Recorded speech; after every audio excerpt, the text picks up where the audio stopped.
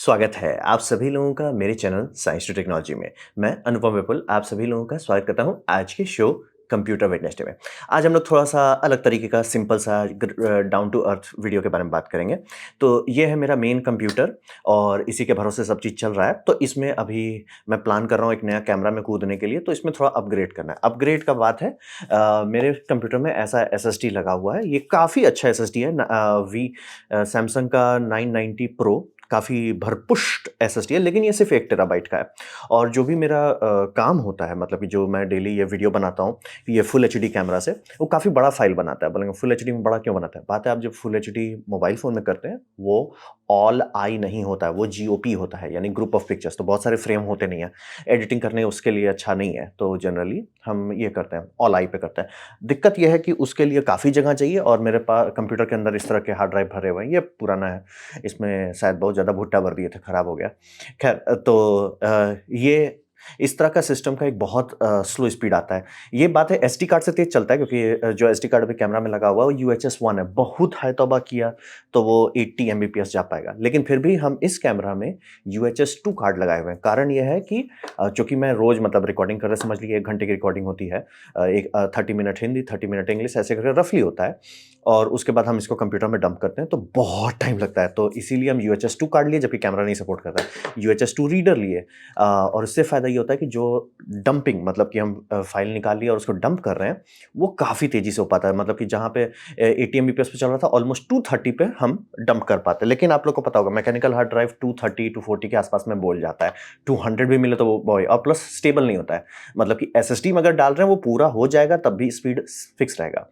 और रहा बात, इसमें उतना जगह नहीं है, ऑपरेटिंग सिस्टम भरा हुआ है तो जगह नहीं है। तो उसी समस्या को सॉल्व करने के लिए हम ये एक एसएसडी लिए हैं। तो चलिए इसका अनबॉक्सिंग करते हैं। तो रहा बात, और हाँ, आपको ये समझना पड़ेगा, जब आप इसका काम कर रहे हैं, क्या बोलते हैं, वीडियो एडिटिंग का कर रहे हैं, तो रिक्वायरमेंट आपका थोड़ा बदल जाता है। ये समझना बहुत ज़रूरी है।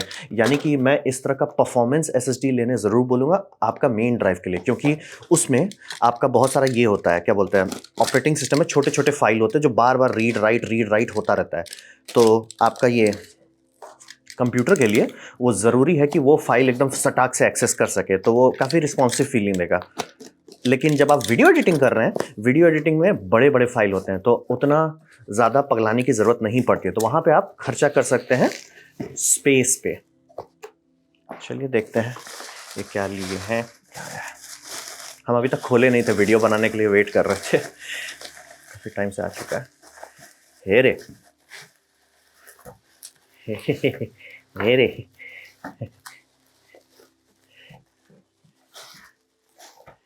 Okay, okay.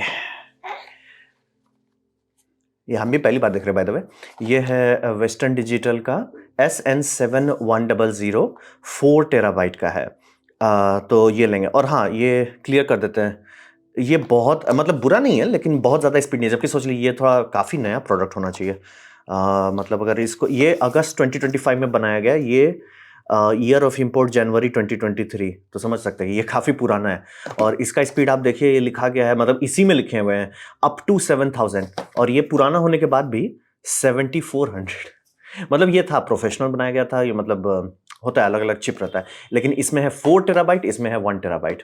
तो ये, oh by the way, scratch card भी कुछ दिया है कुछ करने के लिए, खैर ठीक है। तो ये हम क्लियर कर देना चाहते हैं। आपको पता होना चाहिए कि अलग-अलग परफॉर्मेंस पे कैसे खर्च करना है। ऑपरेटिंग सिस्टम के लिए बहुत बड़ा लेने की ज़रूरत नहीं है, लेकिन बहुत परफॉर्मेंस वाला लीजिए।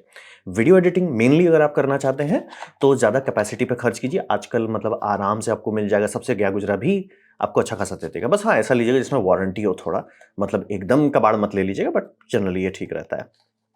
कितने दाम में मिला, इसका बात करने का कोई है नहीं। अभी आपको पता है एआई बबल के चलते दाम भगवान भरोसे हो गया है। तो ये है। और हाँ, सबसे इम्पोर्टेंट बात, आजकल के मदरबोर्ड बड़े फचांग वाले आते हैं। तो जैसे ये मेरा मदरबोर्ड है टफ गेमिंग X670E प्लस। तो इसमें कहने को लगभग 4 आपका ये पोर्ट है। तो मैं ज़रूर कहूँगा कि आप सबसे पहला काम कीजिए, मैनुअल निकालिए और मैनुअल में M.2 को समझिए, क्योंकि सारे M.2 एक जैसे नहीं होते। जैसे मेरे केस में इसमें 2 मैकेनिकल हार्ड ड्राइव है, तो यानी SATA पोर्ट यूज़ हो रहा है। और बाय द वे, हम यहाँ ये जो निकाल के रखे हुए हैं इसलिए कि यहाँ पे हम डीवीडी ये ब्लू-रे ड्राइव लगा के रखते हैं, क्योंकि मतलब इस बॉक्स में लगाने का जगह नहीं है, तो उसके लिए बाहर निकाले हुए हैं। तो हमको SATA पोर्ट्स चाहिए, SATA पोर्ट ज़रूरी है। तो ये समझना पड़ेगा कि M.2 के कौन सा है, कितना है, और ये भी समझना बहुत ज़रूरी है कि कुछ M डॉट स्लॉट ये रहता है, साउथ ब्रिज से आता है, तो वो बोलता है कि या तो आप इसमें M.2 लगाइए या तो SATA चलेगा। अब चूंकि मेरे को SATA चाहिए तो मैं वो पोर्ट्स नहीं यूज़ कर सकता। एक 5.0 वाला पोर्ट है जो सबसे फास्ट है, उस पे मेरा ये लगा हुआ है। अब रहा बात की बचा हुआ, थैंकफुली चूंकि ये भरपुष्ट मदरबोर्ड है, इसमें अभी भी 2 पोर्ट है, यानी कि हम ये भी लगा सकते हैं, और अगर बहुत सीरियस काम कर रहे हैं तो हम ऐसा 2 लगा सकते हैं और उसको रेड में कर सकते हैं, ताकि डेटा कभी लॉस होने का चांसेस बहुत कम हो जाए। तो हम यहाँ पे अब रोकते हैं। अब इसको हम ये करेंगे, क्या बोलते हैं, आप लोगों को क्लोजअप दिखाएंगे, कंप्यूटर का खोल के उसमें लगाने की कोशिश करेंगे और उसके बाद आगे का बात करेंगे। होपफुली सब चीज़ ठीक ठाक चलना चाहिए।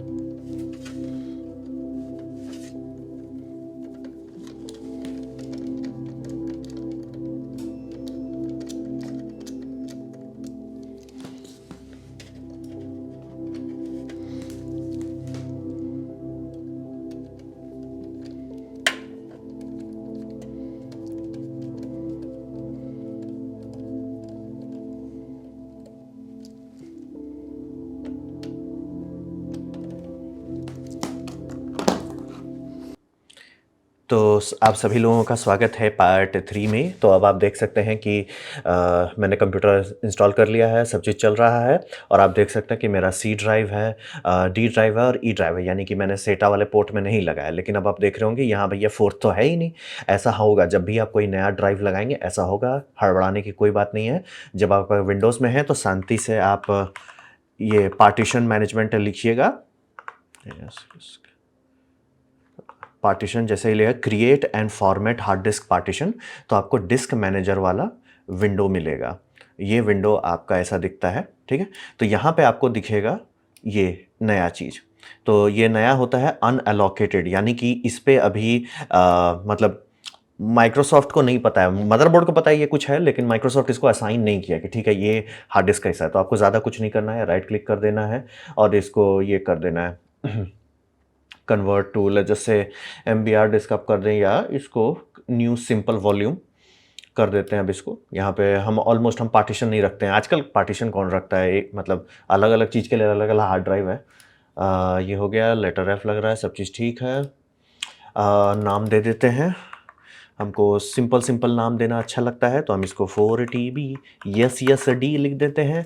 क्विक फॉर्मेट पे ही क्लिक कीजिएगा, क्योंकि अगर वो उसको बंद कर दिया बहुत ज़्यादा टाइम लगेगा। इसको हम कर देते हैं, ये अब फॉर्मेट हो रहा है, टाडा, ये हो गया। अब आप देख सकते हैं कि ये 3.6 टेराबाइट दिखा रहा है। अब रहा बात की हड़बड़ाइएगा मत, हमेशा ऐसा ही दिखाएगा, 3.6 टेराबाइट ही दिखाएगा।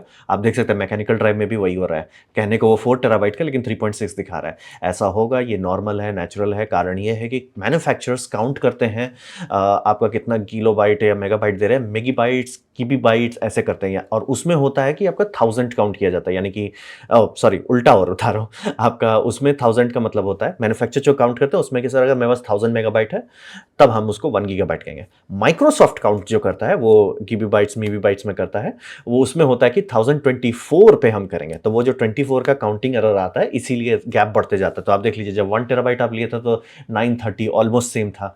हाँ 4 टेरा मतलब को एक्चुअली 4 टेराबाइट चाहिए तो 5 टेराबाइट के आसपास खरीदना पड़ेगा। तो ये होता रहता है, इसमें हड़बड़ाने की कोई बात नहीं है, नॉर्मल है, एक्सपेक्टेड है। अब रहा बात की परफॉर्मेंस कैसा है इस डिस्क का, तो अभी हम इस पर परफॉर्मेंस टेस्ट चलाए हैं। आप देख सकते हैं 6 गीगाबाइट के आसपास दिखा रहा है। थैंकफुली यहाँ पे ऑप्शन है, इसको हम गीगाबाइट कर देते हैं। ये काफ़ी है, भरपुष्ट है, मतलब हमको लोड लेने की जरूरत नहीं। और हाँ, हड़बड़ाइएगा मत, जब जैसे जैसे SSD फुल होते जाता है स्पीड थोड़ा घटते जाता है। बहुत घट रहा है तो यानी SSD कचरा है, लेकिन जनरली स्पीड घटेगा। तो मैं आराम से एक्सपेक्ट कर सकता हूँ जब 4 टेराबाइट ऑलमोस्ट फुल होने पे आ रहा होगा तो इसका स्पीड थोड़ा घट जाएगा। और जो मैं बोल रहा था परफॉर्मेंस ड्राइव में फ़ायदा होता है, ये रैंडम आई ऑप्स जो होते हैं वो ज़्यादा बेटर परफॉर्मेंस दे पाता है, और उससे आपका ऑपरेटिंग सिस्टम को फ़र्क पड़ता है कि धड़ धड़ धड़ धड़ वो फाइल जो निकाल रहा है उससे फ़र्क पड़ता है। और ये माइक्रोसेकंड बता दें कितना स्नैपी आपका एप्लीकेशन सब काम करेगा। यहीं पे सबसे बड़ा डिफरेंस आता है आपका मैकेनिकल और इसमें SSD में। मतलब जो भी SSD थोड़ा सा भी अच्छा है वो आराम से मैकेनिकल से कम्पीट कर लेगा एडिटिंग में, सिंपली क्योंकि प्लेयर हेड गया, वीडियो में वो फ्रेम को खोज के रेंडर करना है, वो फ्रेम अगर आएगा मेमोरी में तब ना कंप्यूटर रेंडर करेगा। SSD तुरंत दे देता है, जाओ टेक इट एंड गो कर देता है। तो इसीलिए मतलब कि आजकल अगर आप ऑल आई रिकॉर्डिंग कर रहे हैं, वीडियो एडिटिंग कर रहे हैं, SSD में ही करना सेंस बनता है। हाँ अनफॉर्चुनेटली टाइमिंग खराब है, मार्केट बूम कर गया है, तो मैं कहूँगा कोशिश कीजिए, या अगर ले सकते हैं तो ले लीजिए, नहीं ले सकते, रुकना है तो आपको रुकना पड़ जाएगा मिड 2026, वो भी ऑप्टिमिस्टिकली बता रहे हैं। बट ठीक है, तो देखिए, तो ये था मेरा छोटा सा साइड क्वेस्ट जहाँ पे हमने कंप्यूटर के SSD को अपग्रेड किया। उम्मीद करता हूँ आपको ये वीडियो अच्छा लगा, कुछ सीखने वाला, कुछ समझ में आओ। अगर ऐसा है लाइक कर दे, दोस्तों शेयर कर दे, उससे मेरा काफ़ी बेला होगा। नहीं अच्छा लगा, नहीं पसंद आया, कोई बात नहीं, आप डिसलाइक दबा सकते हैं। मैं कहूँ डिसलाइक 2 बार दबाएं, उससे मुझे पता चलो कितना ना पसंद हुआ है। मैं आपसे कहूँगा कमेंट लिखें, मैं हर कमेंट को पढ़ने की कोशिश करता हूँ। आपसे कहूँगा सब्सक्राइब कीजिए, बेल दबाइए अगर आप फ्री हैं तो। आपने वीडियो दिखा, ज्वाइन कीजिए, बहुत खुशी हुई, धन्यवाद।